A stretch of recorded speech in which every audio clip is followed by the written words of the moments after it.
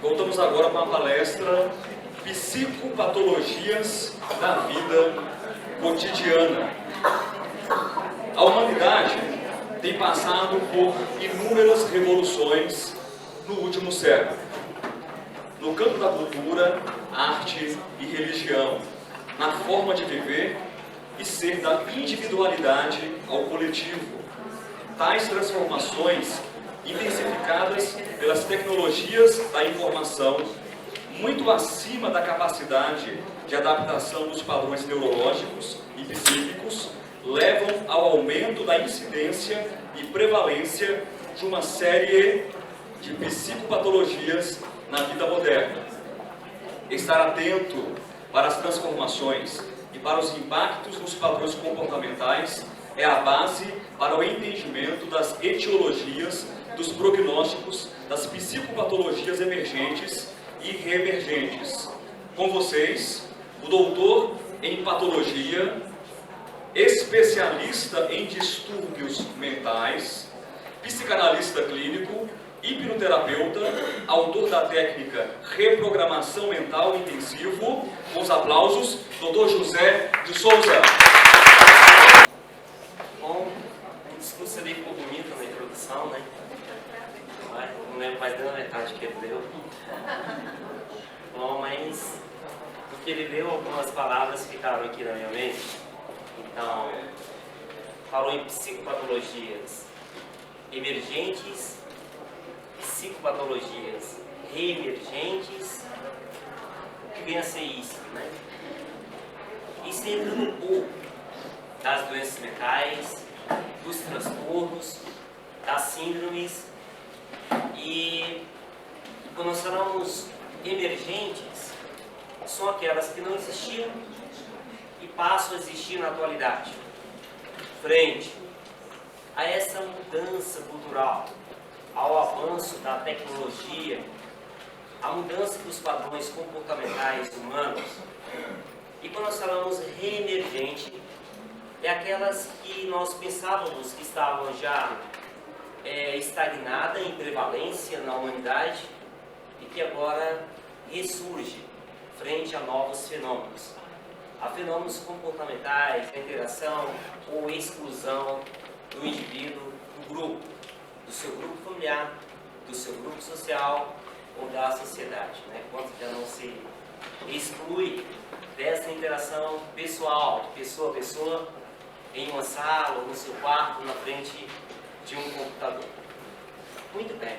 Então, meu nome é José, sou mais conhecido como Dr. Zezinho, sou alto, forte, né?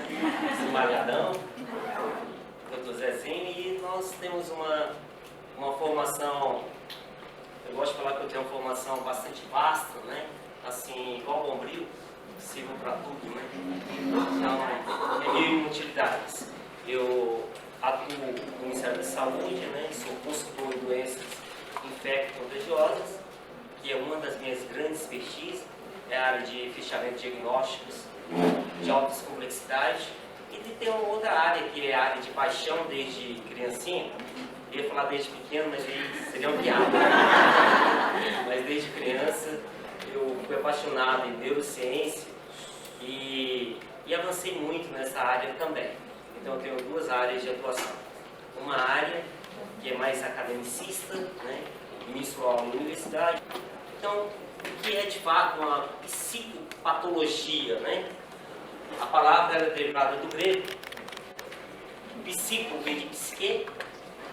Psique, você já sabe do que se trata, né? É o que mesmo? Mente, né? Na etiologia da palavra quer dizer alma, né? Mas para nós aqui quer dizer mente, o interior do indivíduo, o âmago do ser humano, a parte pensante, a parte emocional do processo. Então isso é o psique. E nós temos ali, opa, deixa eu voltar aqui. Patos, também derivado do grego. Patos quer dizer sofrimento. Na etiologia traduzindo o pé da letra, né? Quer dizer sofrimento. E para nós aqui ficaria então assim: estudo, né, da doença vinculada à mente do indivíduo.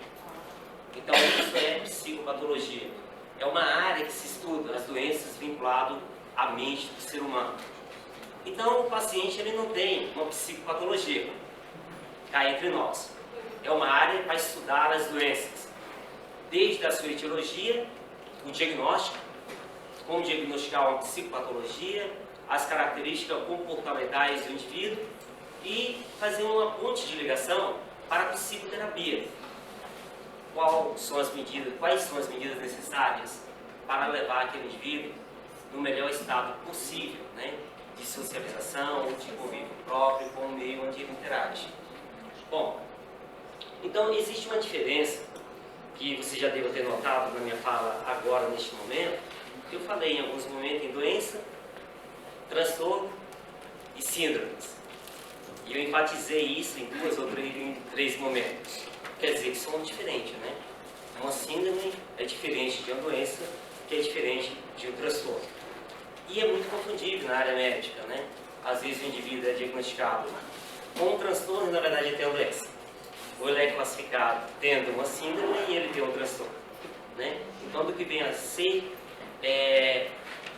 essas palavras, esses termos técnicos que nós usaremos no nosso cotidiano. De tal forma que o paciente não tem uma psicopatologia vinculada a uma doença da mente, porque a psicopatologia é a área que estuda as doenças da mente. E se fosse doenças vinculadas a outros sistemas biológicos, nós usaríamos o termo patologia, né? Então, patologia é a área que estuda as doenças vinculadas aos sistemas biológicos. Patologia do sistema cardiorrespiratório, patologia do sistema renal, etc, etc. De tal forma também que o paciente não tem uma patologia. Então, esse termo que nós ouvimos corriqueiramente na mídia, nos reportes e às vezes até dentro do hospital, né? O médico de renome falando, olha, a patologia do paciente é X ou é Y. O paciente não tem a patologia. Patologia é uma área das ciências médicas onde se estuda as doenças.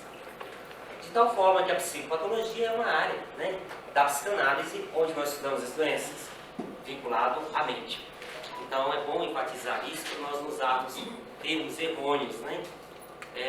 Para o paciente ou para o indivíduo que não tem um conhecimento técnico, a palavra ecoa bonito, né? Psicopatologia, né? A psicopatologia do paciente. Não, o paciente vai ter um transtorno, ele vai ter uma doença ou ele terá uma síndrome, e não uma psicopatologia. Nós temos agora nessa tarde uma psicopatologia, uma área que estamos iniciando o nosso debate, a nossa conversa, para nós delongarmos um pouco aí sobre as doenças vinculadas à mente do indivíduo. Então, doença, né? Doença, eu estou aprendendo a mexer nesse passador de slide aqui. A doença, né, sempre vai ter uma etiologia geradora de uma alteração metabólica, ou de origem genética, ou ainda uma doença vinculada a uma malformação de um órgão, de um tecido, de um giro no cérebro, de um lóbulo, um atrofiamento, ou mesmo a nível celular. Neurônios que estarão hiperramificados, com excesso de ramificações sinápticas, ou neurônios com déficit na ramificação sináptica. Ou ainda neurônios que terão deficiência durante o processo de reorganização da sinapse, chamado de poda neural. Poda neural, depois eu falo um pouquinho sobre ela mais à frente, para vocês entenderem como que os transtornos mentais, muitos deles, se estabelecem e evoluem no indivíduo. Bom, e síndrome? A síndrome, vamos lá de novo, agora eu vou aprender, o de cima é o laser. Então a síndrome nada mais é do que um agrupamento de sinais clínicos e sintomas expressivos pelo paciente por algum processo patológico, algo que está incomodando ele. Ou seja, a doença é algo mais pontual e a síndrome é mais abrangente. Por exemplo, vou pegar algo bem comum aqui, bem simples para você entender. Doença de Chagas. Doença de Chagas tem uma etiologia. É um Trypanosoma cruzi. É um protozoário que é transmitido pelo barbeiro, etc. E ele é direcionado ao coração, onde o coração fica hipertrofiado, flácido, mas pode acometer também outros órgãos e outros tecidos. Pode acometer o esôfago, o fígado e o próprio intestino, desencadeando megapatologias. Então a doença de Chagas, ela é pontual. Ela tem uma etiologia conhecida e ela tem um conjunto de sintomas, de manifestações clínicas menores, enquanto que uma síndrome, ela é mais abrangente. A síndrome, dentro dela pode ter várias doenças. Por exemplo, síndrome de Down. Síndrome de Down, o indivíduo tem retardamento mental, o indivíduo terá alteração morfológica na formação das falanges, na formação da prega, na membrana denominada prega siamesa. O indivíduo terá alteração de alguns órgãos, alguns tecidos, como protusão igual, e várias outras comorbidades. Então ele vai ter uma série de manifestações clínicas. Agora, quando nós falamos em transtorno, né? O transtorno ele é mais vinculado a problemas mentais. Embora exista também transtorno em sistemas diversos no organismo, mas ele é mais usado na medicina para alterações mentais que envolvem um conjunto maior de manifestações clínicas e às vezes até alterações endócrinas, hormonais, envolvendo os neurotransmissores. Então ali é usada para toda a classificação de forma a evitar problemas ainda maiores inerentes aos termos, né? Que é usado para a doença, que ela é pontual, que tem uma etiologia específica, que envolve um conjunto de sintomas. Esse conjunto de sintomas e comportamento que o indivíduo vai expressar mediante o transtorno que está o acometendo. Sempre haverá, né, um desvio social, sozinho ou em grupo ou ainda no meio da sociedade, uma disfunção pessoal. São três pilares básicos para os transtornos mentais, as doenças mentais. O indivíduo tem que ter disfuncionalidade.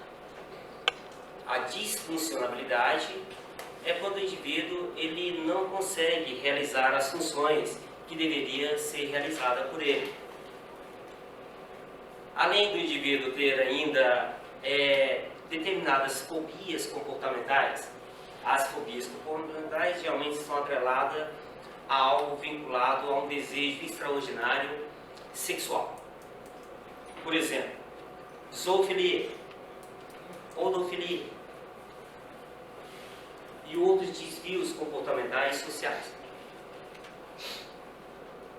O desvio comportamental social é um tendão de Aquiles para nós. Por exemplo,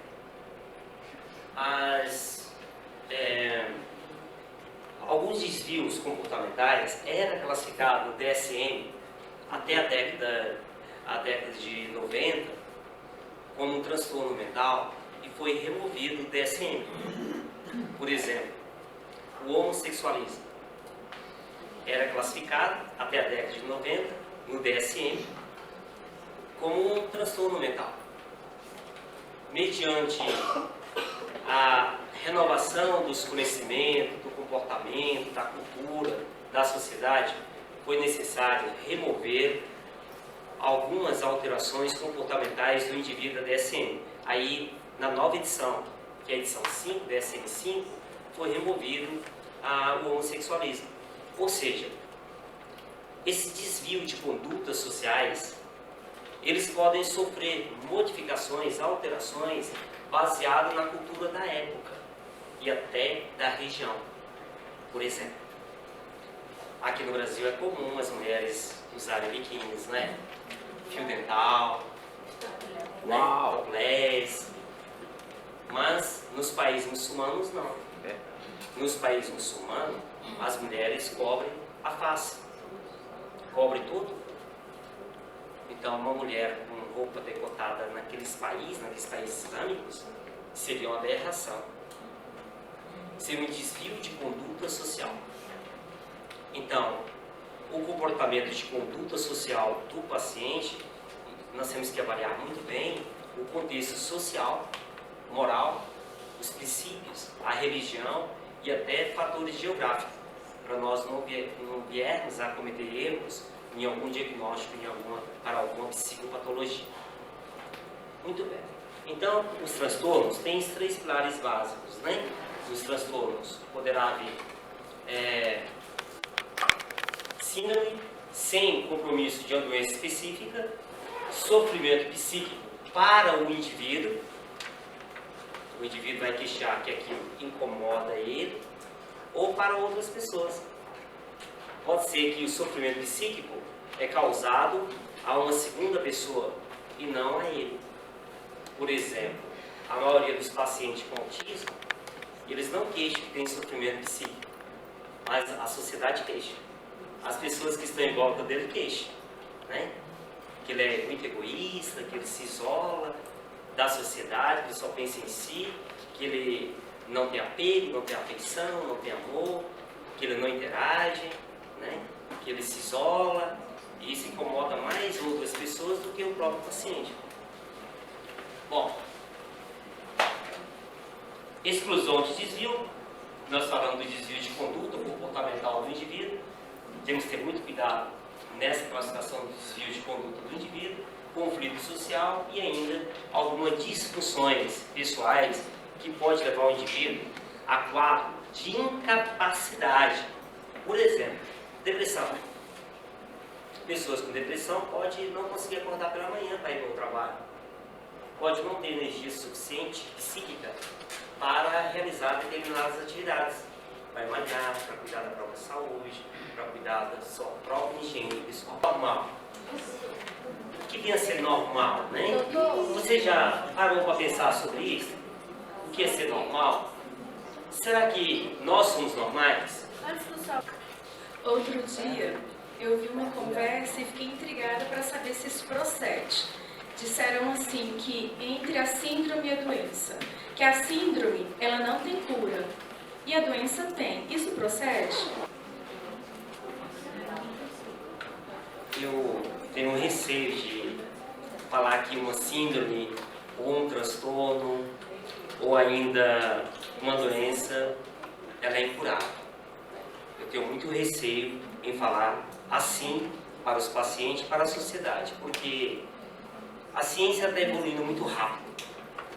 Ela já não anda, ela corre, está quase decolando em velocidade de inovação científica, tanto para diagnóstico quanto que para tratamento de muitas doenças, muitas síndromes e muito transtorno. E nós que eu falo, a humanidade está aprendendo a manipular o código genético, estamos aprendendo a interação entre as vias proteicas a nível celular. Nós já conseguimos pegar uma célula adulta e transformar ela em uma célula tronco e fazer com que aquela célula modifique novamente em uma célula de um tecido, de um órgão-alvo normal. Conseguimos corrigir aquela célula em laboratório. Então, eu vejo que, mesmo que no momento atual, a maioria das síndromes não tem uma cura, né? Mas eu gosto de sonhar e acreditar que no futuro próximo a humanidade terá como eliminar a maioria das síndromes e muitos transtornos também. Fazendo uma alteração no código genético, eu altero o comportamento da célula, do tecido, e eu consigo curar o transtorno, se assim for possível, né? Então eu acredito que em breve nós chegaremos lá. Mas ainda é um problemão levar uma síndrome de fato à cura. Porque a síndrome ela tem um cúmulo de alteração, não somente organizacional do tecido e do órgão, mas a nível de DNA, né? Por exemplo, atualmente já estão classificados mais de 800 genes que estão vinculados na etiologia do autismo. Nós já conhecemos os genes, né? Então, agora precisa entender como que as proteínas expressas por esses genes se comportam para levar a uma disfunção nessa psicopatologia do TEA. Okay? Agora, a doença, tem muitas doenças ainda que também não tem cura, porque a ciência não conseguiu chegar a uma via de tratamento efetivo. Tem muitas doenças que nós também não temos ainda conhecimento da etiologia dela, da causa geradora dela, e muitas psicopatologias também, né? A maioria das psicopatologias nós não sabemos qual a causa geradora dela. Muitas que eu vou abordar nessa tarde nós vamos tentar o que causa essa psicopatologia. Não sabemos, só sabemos diagnosticar elas, né? Algumas que são mais raras, são as psicopatologias não convencionais que nós abordaremos dentro de instante também. E quando nós não sabemos a causa geradora de um transtorno mental, de uma psicopatologia qualquer, seja uma doença, uma síndrome ou outra disfunção qualquer, nós falamos que aquela psicopatologia ela é idiopática, quer dizer, não tem conhecimento da causa geradora dela. Será que foi um trauma na infância? Será que foi o desapego da criança do convívio com seus pais, nos primeiros anos da vida? Quando nós desconhecemos, falamos que ela é ainda idiopática, aquele transtorno mental. Muito bem. Mas você já ouviu vozes? Já? Voz assim. Se você falar que nunca ouviu voz, como está me ouvindo? Não é verdade? Mas você já ouviu voz do além? Aposto que muitos já ouviram e não querem falar. Né? Lá na medicina, eu misturo com a medicina também. Lá no curso de medicina, eu pego aqueles alunos mais maluquinhos da turma e falo para eles assim: olha, você é um excelente candidato para ser um psiquiatra. E é assim mesmo. Aquelas garotas mais amorosas, mais meigas, são excelentes candidatos para serem pediatras. Uau! E aqueles outros que não conseguiram ser psiquiatras, mas que são meio doidinhos, acabam enveredando para a psicologia ou psicanálise. Mais ou menos isso. Quando nós avaliamos os cursos de psicologia e psicanálise, a maioria dos acadêmicos, eles querem resolver o conflito próprio. Mas isso é bom, isso é positivo, porque não há ninguém melhor para resolver o conflito do outro, aquele que tenha passado pelo conflito. E vai ter um conhecimento mais extraordinário de como lidar com o conflito. Bom, você já teve uma sensação de sair fora do seu corpo? A sua alma saindo fora do corpo? Você já ouviu Deus falando contigo? Deus falou contigo em algum momento?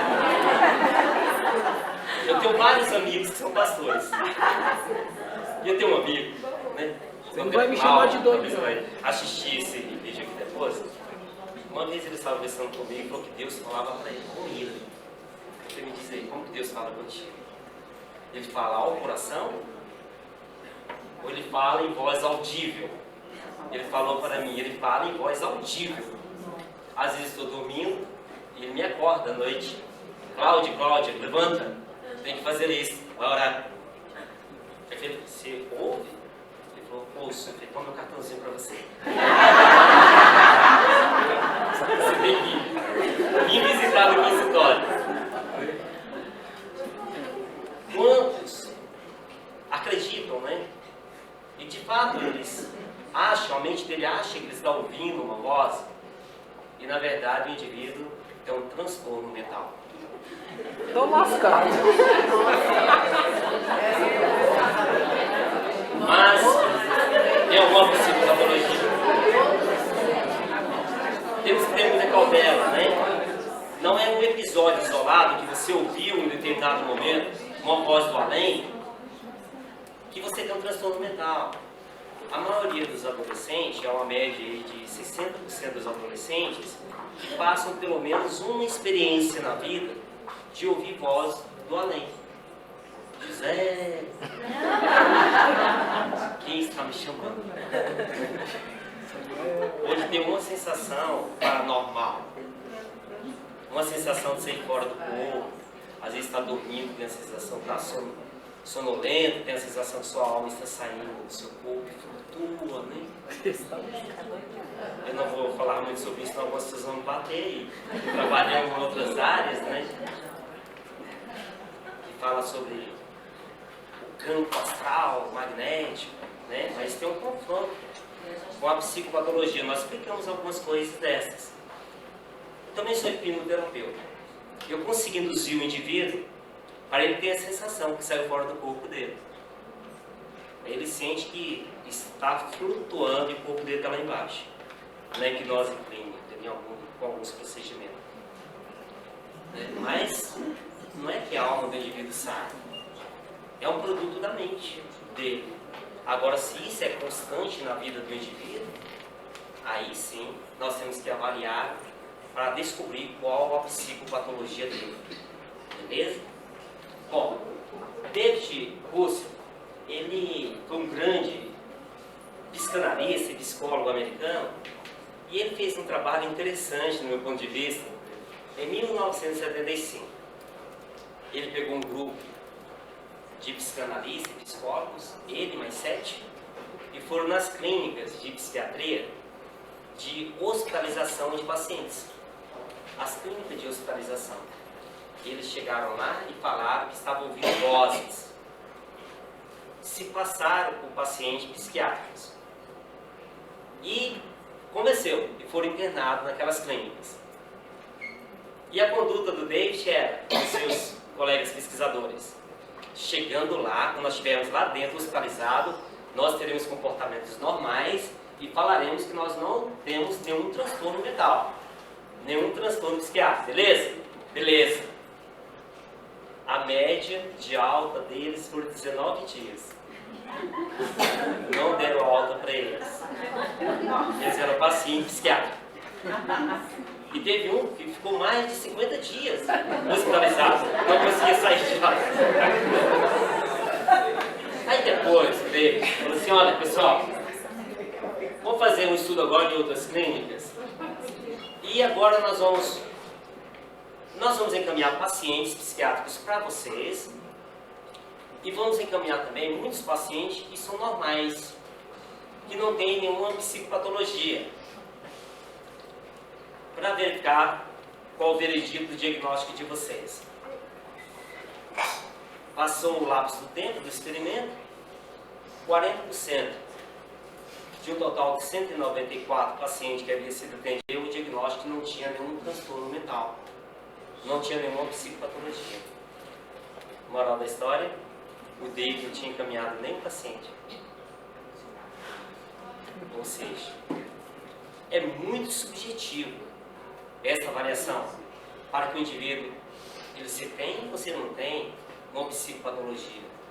Temos que avaliar.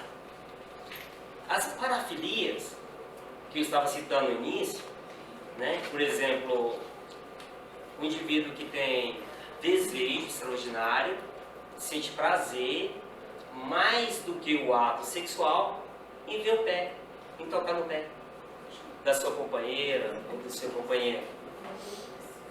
Né? Quando os indivíduos que têm atração por pé, outros têm atração por objetos inanimados, outros têm atração por animais, sente mais prazer pelo ato de estar com o animal do que o prazer da penetração no animal. E são parafilias. São parafilias. Então, o indivíduo tem transtorno mental, ele tem algum tipo de parafilia também. Quase todos, né? Tem exceções à regra. Em psicopatologia, não podemos generalizar todos os transtornos. Tal como na patologia em si, também não podemos generalizar os aspectos clínicos, sintomatológicos para todos os pacientes dentro de um processo patológico. Os sintomas, os comportamentos são variáveis de paciente a paciente, mas tem aqueles norteadores. E agora, né, nós caímos neste dilema de começar a pensar dessa forma. O que é ser normal? Será quantos entre nós têm alguma psicopatologia? Quantos entre nós somos de fato normais? O que é ser normal? Ser normal é algo estatístico. É aquele que está dentro do conjunto da ópera de outras pessoas, né, da maioria da sociedade, que tem o mesmo padrão comportamental. e ele segue aquele mesmo padrão comportamental, aí nós falamos que o indivíduo é normal. Mas se ele tiver um desvio de conduta, algo que foge daquilo que nós conceituamos naquele marco histórico, naquela cultura, naquela região, naquela área geográfica do planeta, nós falamos que o indivíduo é anormal. Mas será que a normalidade da maioria não é a anormalidade? Essa é uma questão mais filosófica, eu não vou entrar no mérito, né? Nós vamos por essa parte aí. Mas tem um novo termo, né? Que agora é... Volta por gentileza aí. Volta mais um, por gentileza, aquele que estava. Ó, normose. Normose é um termo que a população está usando agora, né? Para indicar aquele indivíduo que é intolerante ao anormal, como se fosse, né, uma rejeição àquele que tem uma psicopatologia. A normose é um padrão meio que capitalista, industrial, onde todos têm que seguir a mesma regra, o mesmo comportamento, as mesmas condutas, os mesmos desejos, as mesmas tomadas de decisões. Hoje todos têm que ser normais. Estão chamando isso de normose, como se fosse uma psicopatologia. Bom, agora, e o diagnóstico? Como que é feito o diagnóstico psicopatológico? A psicopatologia em si, né? O diagnóstico da psicopatologia em si é a pedra angular da psicanálise. Se nós não conseguirmos realizar um diagnóstico psicopatológico com precisão, nenhuma terapia terá eficiência. Bom, o CID-10, esse sistema classificatório da Organização Mundial de Saúde, que apresenta 21 capítulos, os quais recebem as denominações de transtornos mentais. Né? São 21 capítulos, bastante extenso o documento. E os demais capítulos referem-se a outros problemas mentais apenas como doença mental.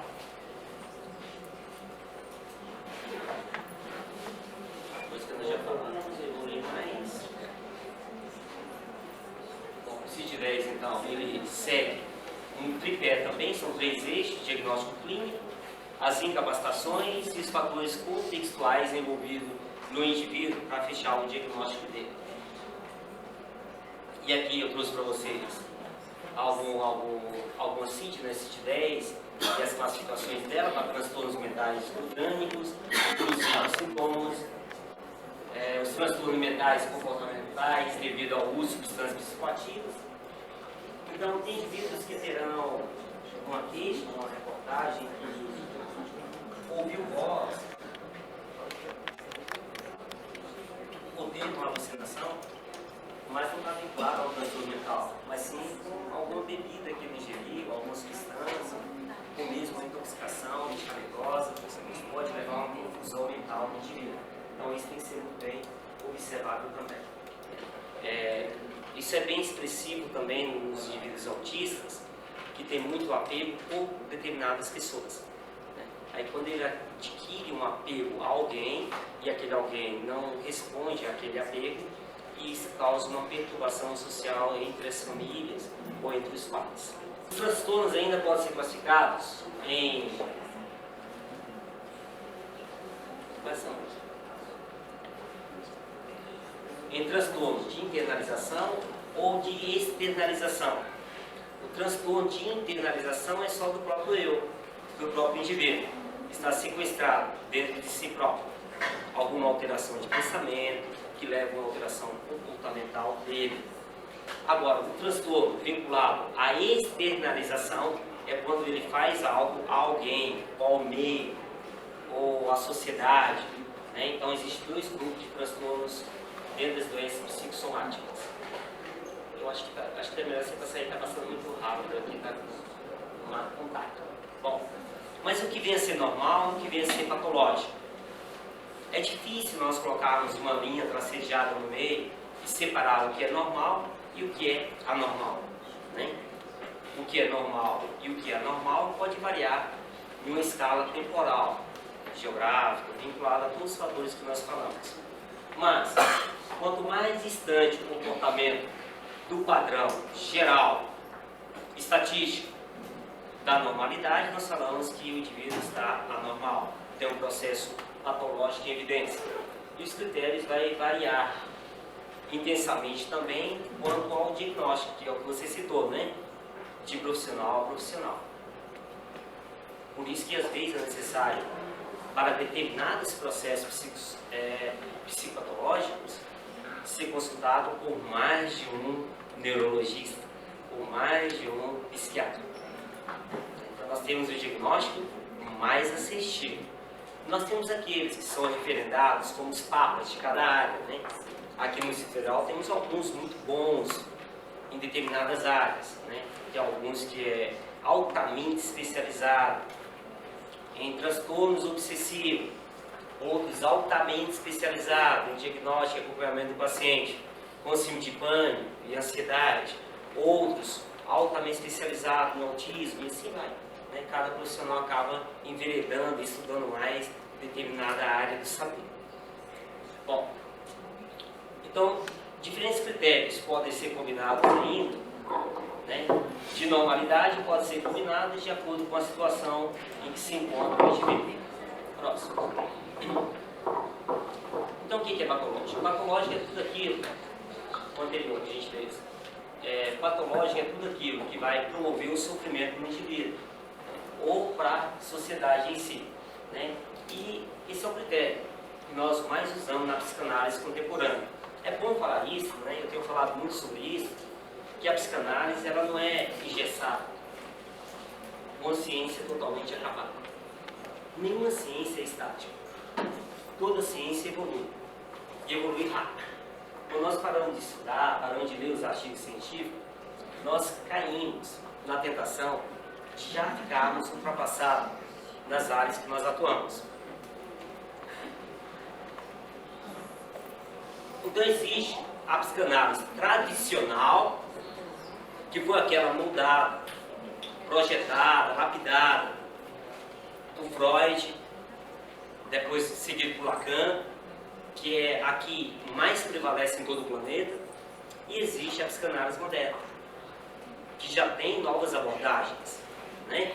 Por exemplo, a psicanálise freudiana, ela fala muito nisso que a colega falou para nós aqui, né? Que jamais o psicanalista pode interferir no diagnóstico.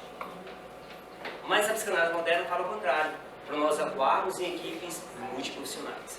Então, temos que escolher também qual a vertente que nós iremos seguir, se é a psicanálise tradicional ou se é a psicanálise contemporânea, chamada também de psicanálise moderna. Próximo, gente. Aqui alguns pilares de diagnóstico psicopatológicos, né? Fenômeno semelhante, todo ser humano possui algum medo, né, de algum animal, pelo menos um animal selvagem. Medo de cobra, medo de leão, medo de cachorro. Sempre o ser humano tem medo de algum animal. Ou sentir ansiedade, medo, ou euforia, alterações psicológicas no dia de prova. Todo ser humano passa por isso. Dependendo da prova, se o indivíduo está ou se ele não está bem preparado para aquela avaliação. Saudade de uma pessoa querida, então o indivíduo também é suscetível a isso. São os fenômenos semelhantes a todos os seres humanos. Os fenômenos que em parte são semelhantes e em parte são diferentes. Os fenômenos algo semelhante à doença mental, mas com diferenças essenciais. Apego exagerado a uma pessoa. Fenômeno de tristeza absoluta. É normal, mas até que pouco está dentro da normalidade que é a tristeza. O excesso é anormal. O que causa a doença, ou que está vinculado à doença, pode ser a escassez ou pode ser o excesso dos fenômenos. Escassez de empatia está vinculado ao processo patológico.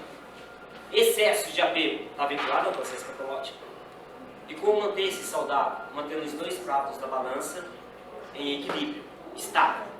É normal ter tristeza, é normal ter ansiedade, é normal ter euforia, mas não em excesso. O excesso é prejudicial. E a escassez também é prejudicial, está vinculado ao processo psicopatológico. Os fenômenos qualitativamente novos são fenômenos que fogem da normalidade. Agora, isso aqui é um divisor de água, né? Pode estar vinculado a uma doença psicopatológica ou fenômenos que de fato é conclusivo para um transtorno psicopatológico. Próximo.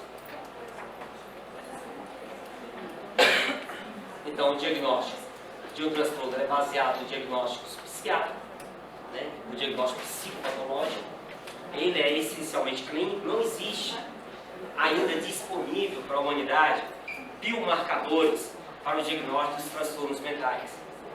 Não existe biomarcadores. Os equipamentos de exames de imagem, a tomografia computadorizada de alta resolução e outros equipamentos de imagem mais modernos estão iniciando estratégias tecnológicas para diagnóstico de alguns transtornos mentais, mas ainda não estão disponíveis. A Universidade Federal do Rio Grande do Sul está desenvolvendo uma tomografia computadorizada com um sistema acoplado ao computador com algoritmo e juntaram 7.500 imagens de cérebro de tomografia com contraste de pacientes com diagnóstico de autismo. E aí eles fizeram um grande projeto financiado pelo CNPq e estão desenvolvendo equipamento de imagem para o diagnóstico de imagem para o autismo, né? Então, e com alto grau de aceitabilidade. Então, tudo leva a crer que tão logo nós teremos essa ferramenta disponível para a humanidade, um diagnóstico por imagem, para o diagnóstico do indivíduo com TEA, transtorno espectro autista. Mas, no geral, nós não temos, né? Não temos ainda, por isso que ela é meramente clínica. Existem sintomas psicopatológicos que são totalmente específicos de um determinado transtorno mental. E temos que ficar atento para isso também. Próximo, gentileza. Vou acelerar um pouquinho aqui, que já estão me alertando ali, né? Segue a avaliação psicopatológica com a anamnese do indivíduo, quais são os históricos dos sinais clínicos do paciente, os antecedentes pessoais, o histórico de vida, o relacionamento com a família, o contexto social e cultural do paciente, e segue a avaliação com a investigação com as funções psíquicas do indivíduo. Próximo. Bom, essa aqui é a base, né? A base é que o indivíduo tem que ter uma consciência sólida, estável, né? E sobre essa consciência sólida e estável, ele tem que ter uma boa atenção, níveis dentro do padrão da normalidade de orientação, de memória, de senso, percepção, ou ainda de pensamento coerente com a maioria da população daquela época, a linguagem dentro do padrão de normalidade, que não seja uma linguagem, não quer dizer que é uma linguagem pobre, com riquezas da língua portuguesa ou com escassez da língua portuguesa, mas que seja coerente entre o pensamento e a forma de expressão, a linguagem do indivíduo, que ele não tenha fuga na fala, ou que ele não tenha muito enfoque na fala para um determinado ponto. Juízo de valor, crítica, capacidade crítica e analítica, representação e capacidade de inteligência do indivíduo. E a afetividade. Se o indivíduo está dentro do padrão da normalidade para a afetividade, ou se ele tem excesso, ou se ele tem escassez. Próximo. Quando isso está rompido, quando tem um rebaixamento do nível de consciência, tudo isso é diagnosticado na psiquiatria. Para fechamento do diagnóstico. Próximo.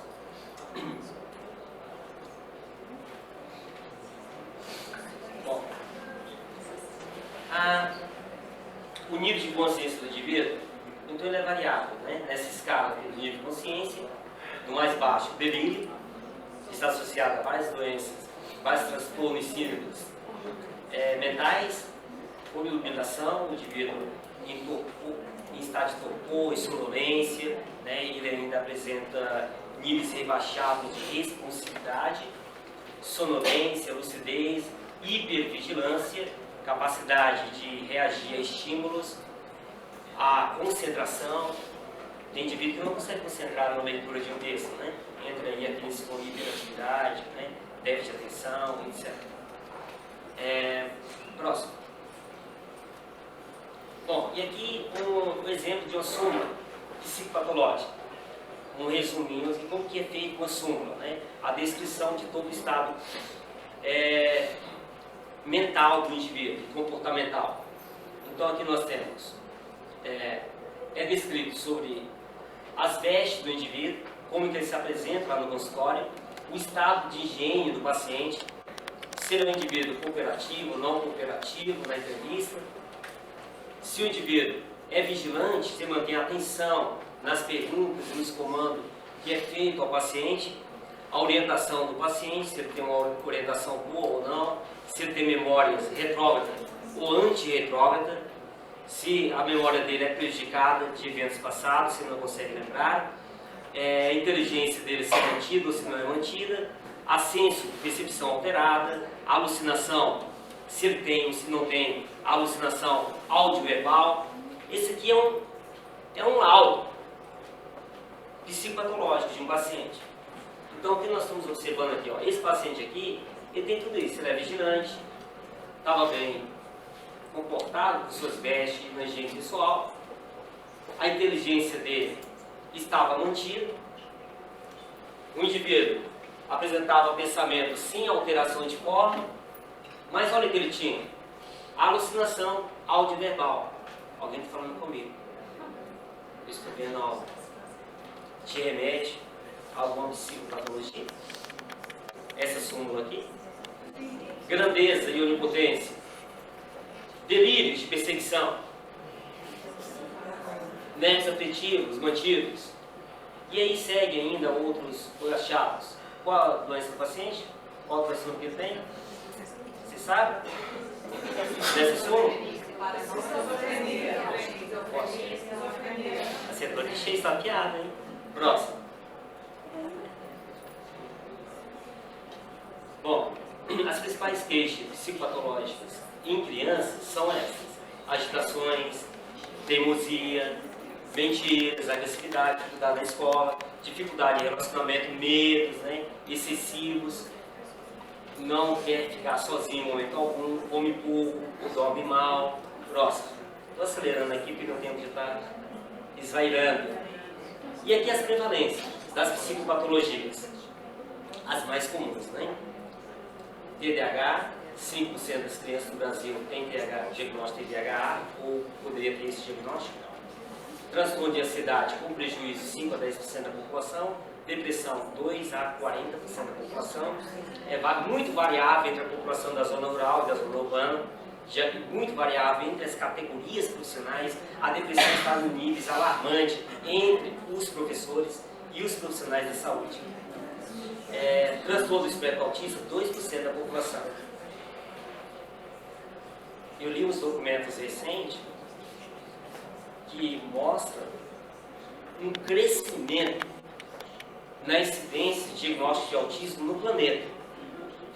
E o gráfico estava assim, exponencial, não era aritmético. Então, por que está aumentando tanto a incidência de autismo na humanidade? Quais são os fatores? Pesquisas recentes vincularam a etiologia do autismo a contaminações dos astrócitos, que são células que modulam os neurônios, por alumínio. Uma pesquisa realizada na USP, em parceria com pesquisadores dos Estados Unidos, tiraram biópsia de cérebro que foram doados de vários pacientes autistas e fizeram a quantificação de vários elementos químicos. Encontraram até 6 vezes superior a concentração de alumínio no cérebro daqueles que haviam tido o diagnóstico de autismo. Mas se é só a contaminação por alumínio que está promovendo inflamação nos astrócitos, que leva a uma alteração na poda neural e redução nas ramificações sinápticas dos neurônios? Não, não é só isso. Existem outros fatores, como eu citei, que já foram investigados e citados. Mais de 800 genes que está envolvido na etiologia. Mas será o alumínio causador da mutação nos genes? Ou será a mutação nos genes que aumenta a vulnerabilidade do cérebro para acumular alumínio para o desenvolvimento do autismo? Qual é o fator? ainda estão investigando, né? As pesquisas ainda são incipientes, mas já existe luz no fundo do túnel. Mas o que nós sabemos de prática é que está aumentando brutalmente a incidência de diagnóstico de autismo no planeta. E existe algum fator que está vinculado a isso. Já há até alguns pesquisadores vinculando a etiologia do autismo a agrotóxico, como os biofosfonatos, que estão autorizados de novo no Brasil. Foi novamente autorizado este ano pela Anvisa e estão usando a rodo esse agrotóxico que tem ação direta sobre a formação do tecido nervoso. Próximo. Depressão em crianças, né? Pode gerar comportamento agressivo, crise somático, muitos medos, alteração do sono, apetite, adenonia, irritabilidade, alteração no estado de humor e baixo no rendimento escolar. TDAH, 30 ou 80% das crianças diagnosticadas são crianças que foram diagnosticadas na infância ou que vão apresentar sintomas ainda na adolescência e seguem no período adulto, né?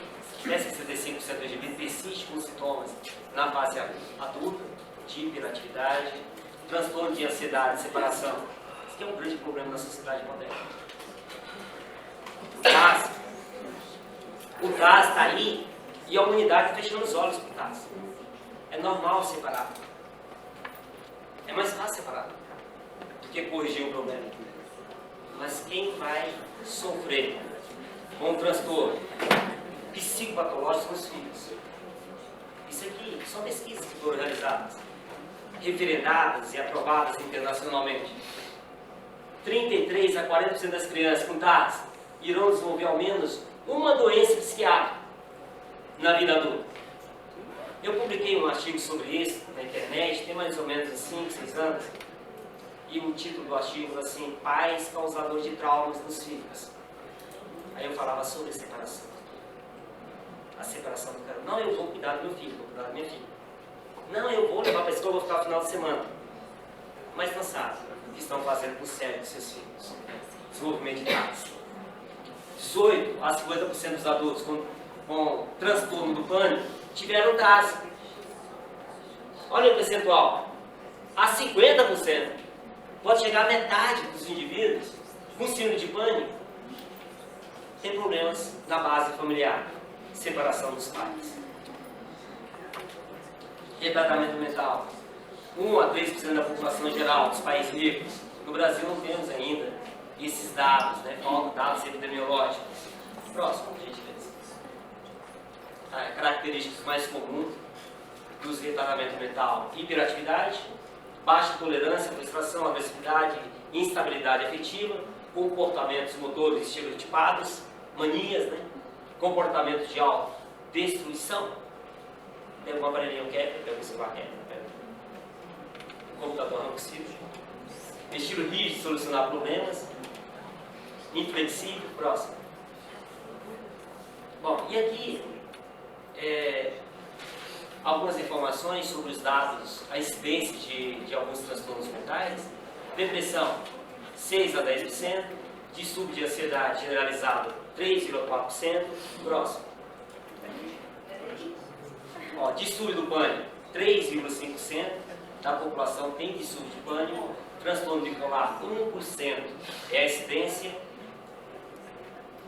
Esquizofrenia, na mesma ordem, 1% também. Próximo. E agora eu vou passar rapidamente alguns slides, falar rapidamente, porque o tempo já falta 10 minutos. 15 minutos. Das psicopatologias não convencionais, né? As psicopatologias não convencionais são aquelas que eu não sabia anteriormente, né? Mas existem outras também que eu não vou falar, que são centenas e centenas de psicopatologias, não dá tempo de falar para todas elas, né? Falar das mais relevantes. As que nós falamos são as mais comuns. Agora são as mais raras, mas as que são chamadas de não convencionais. Bom, próximo. Já viu falar nessa síndrome? Síndrome de Paris. A síndrome de Paris, ela afeta a população turística de Paris, que vai visitar Paris.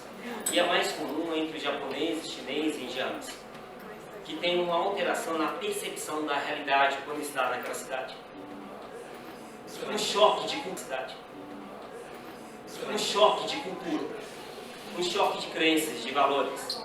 Isso faz com que o indivíduo sinta-se desnorteado e possa sentir náusea, vômito, crise de desmaio e até delírio. Próximo. Já ouviu falar dessa síndrome? Síndrome de Estocolmo. Um indivíduo. Pode acontecer com pessoas em outras Pode ocorrer. Foi caracterizada lá, não sei se vejo não, mas pode ocorrer em outras regiões geográficas do mundo. O brasileiro, por exemplo, vai para É muito comum quando o indivíduo está em contato com a natureza, né, pessoal? O brasileiro vai em Foz do Iguaçu, vê aquelas cataratas gigantes, tem uns que desmaiam, né? Sente alucinação, parece que está fora do planeta. Isso é muito comum. Então, o indivíduo é altamente permissível, né, a fazer tudo que o outro, o sequestrador, o bandido quer fazer. Ele se vê como um bonzinho na história, amiguinho. Né? Próximo. A síndrome de Diógenes. O indivíduo tem um isolamento social. Ele é caracterizado por isso, um descuido pessoal, na sua higiene pessoal. Recebeu esse nome porque esse Diógenes foi um homem que morava dentro de um barril. E ele não tomava banho. Muito lixo. Próximo. Acumulador. Né? Acumulador também. Cientista. Ele tem uma paranoia quando ele se vê frente a obras de artes. O indivíduo tem delírios. O coração começa a acelerar, tem taquicardia, chora, ou desmaia, ou entra em euforia na frente de uma arte, uma obra de arte. Próximo. Síndrome de Jerusalém. Eu nem gosto muito de falar sobre isso, né? Que afeta a religião das pessoas, as crenças, etc. Mas é uma síndrome, né? Que afeta um percentual muito alto das pessoas que frequentam ou visitam com frequência Jerusalém, especialmente no Muro das Lamentações, etc. As pessoas ouvem voz de profeta falando com elas, de Deus falando com elas. As pessoas têm alucinações, que está vendo o céu se abrindo. São várias paranoias.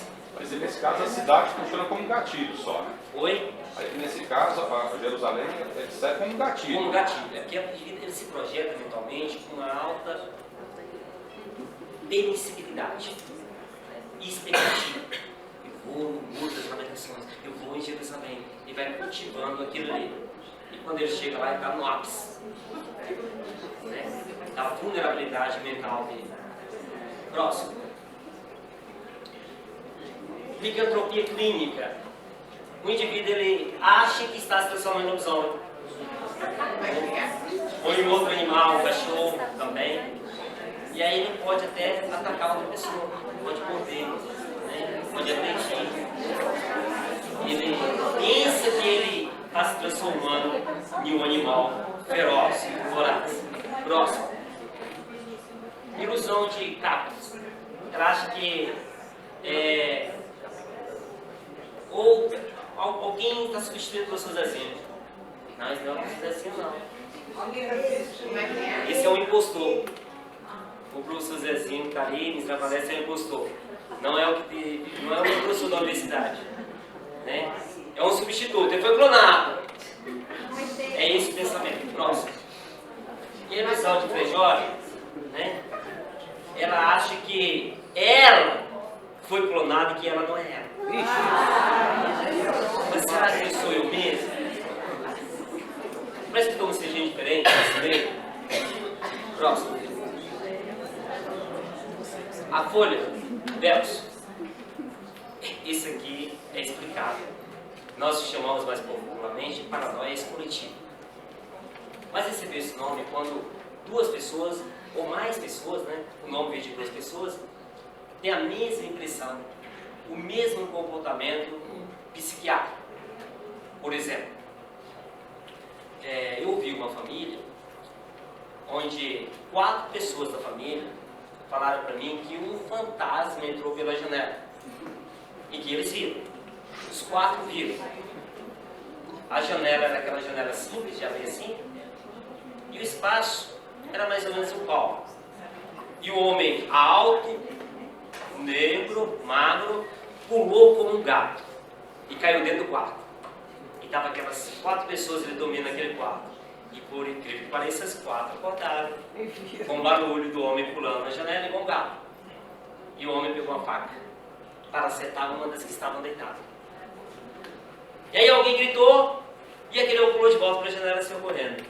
E as 4 juravam de pé junto que tinham visto isso. Ou seja, fúria de diabos. É uma paranoia que se propaga, como uma mente contamina a outra mente. Uma paranoia coletiva. Acha que algo está ocorrendo naquele ambiente anormal. Próximo. Quarto, delúcio. O indivíduo, ele acha que já morreu. Ele acha que ele é um zumbi. Ah não, estou dizendo aqui. Nem estou sentindo no meu coração. Eu nem preciso respirar mais.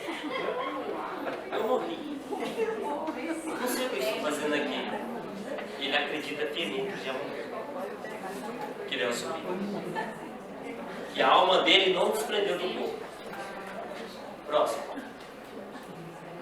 Paramnésia reduplicativa.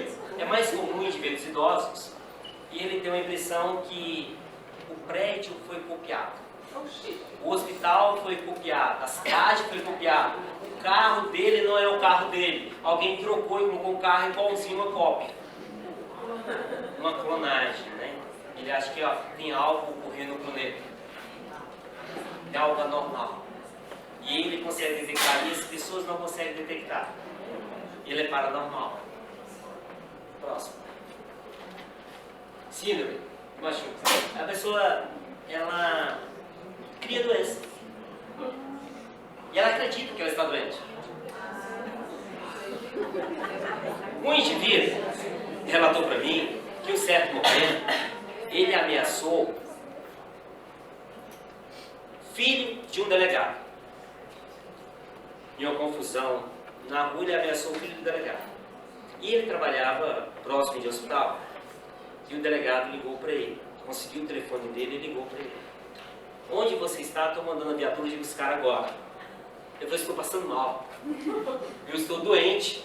Estou no hospital. Ele correu para o hospital. Porque eu sei, aí o delegado ligando para ele. Me fala onde você está, que eu vou mandar a viatura te buscar agora. E ele falou assim, você não pode me buscar dentro do hospital, eu conheço meus direitos. Eu estou hospitalizado, estou doente, não posso ser preso. Eu vou acionar um advogado, amanhã, quando eu receber a alta, eu me apresento na delegacia. E aí ele adoeceu de fato. Ele ficou doente. Ele deu uma crise lá de enxaqueca e o indivíduo ficou muito mal. Tiveram que ministrar medicamentos endogenosamente nele. Ele criou a doença nele, ele não estava doente. O indivíduo acredita que está doente. Próximo. Parasitose delirante. A parasitose delirante é diferente da memória, né? Da memória de uma parasitose. Se eu começar a falar sobre piolhos, mas quem teve piolho na infância, teve bichinho assim, assado, passava o dente, caía vários piolhos, e ele coça a cabeça com pulgas, com parasita, está todo coçando, e coça de fato, e coça tanto que pode ferir a pele, né? Pode causar feridas traumáticas na pele de tanto coçar. Próximo. Transtorno, despersonalização. Ó, não vou perguntar de novo, quem já teve essa sensação, né? Quem já tem esse relato aí de experiência paranormal, de sair fora do corpo, né? Depois eu pego o meu cartãozinho também. Próximo. Síndrome da Alice, País das Maravilhas. O paciente, ele tem uma percepção desproporcional do tamanho das coisas do meio ambiente. Ele detecta que os objetos estão maiores do que deveriam ser ou estão menores. Tem uma mudança na percepção do tamanho dos objetos do meio onde está inserido. Próximo. Síndrome de Peter Pan. O indivíduo, ele geralmente tem um comportamento agressivo. Ele não tem um amadurecimento das habilidades cognitivas. O indivíduo adulto tem um comportamento de criança. Em outras palavras dos nossos avós, é aquele indivíduo ardiloso, né? Que faz muito dano a outras pessoas. E também ele tem narcisismo. Ele acha que ele é melhor do que os outros, em tudo. E que a posição dele é a mais correta possível. Próximo. Síndrome de Rapunzel. A síndrome de Rapunzel, o indivíduo se encadeia, como fuga o ato de arrancar os seus próprios cabelos e deglutir. É um problema sério, porque o cabelo não é digerido e pode acumular em algum trajeto do trato gastrointestinal e promover o enovelo de cabelo, aí só intervenção cirúrgica. Mas geralmente está vinculado a uma base traumática do indivíduo. A síndrome de Dorian Gray é um narcisismo puro, né? E esse indivíduo, ele tem anseio pela beleza. Ele se vê sempre que pode melhorar a beleza dele. Rinoplastia, um preenchimento, um silicone, uma lipo. Estou falando em excesso, né? Estou falando que isso é prejudicial. Estou falando daquele narcisista ao extremo, que tem uma busca incessante pela beleza. Pode estar vinculado a um transtorno psicológico. Próximo.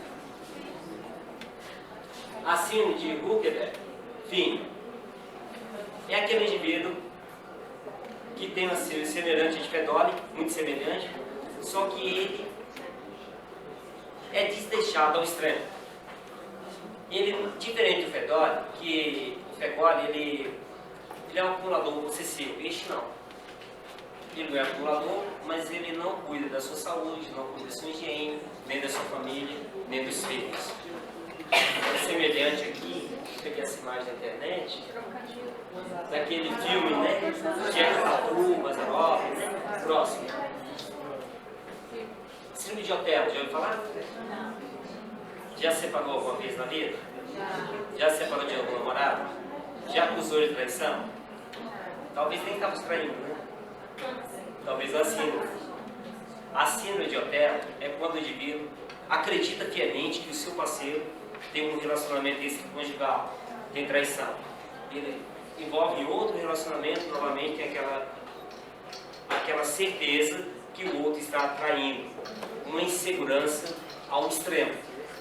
E é chamado de síndrome de Otelo. Está vinculado também a traumas de infância, geralmente com base de relacionamento ou de relacionamentos traumáticos presenciados entre os pais, né? O pai estava traindo a mãe ou a mãe.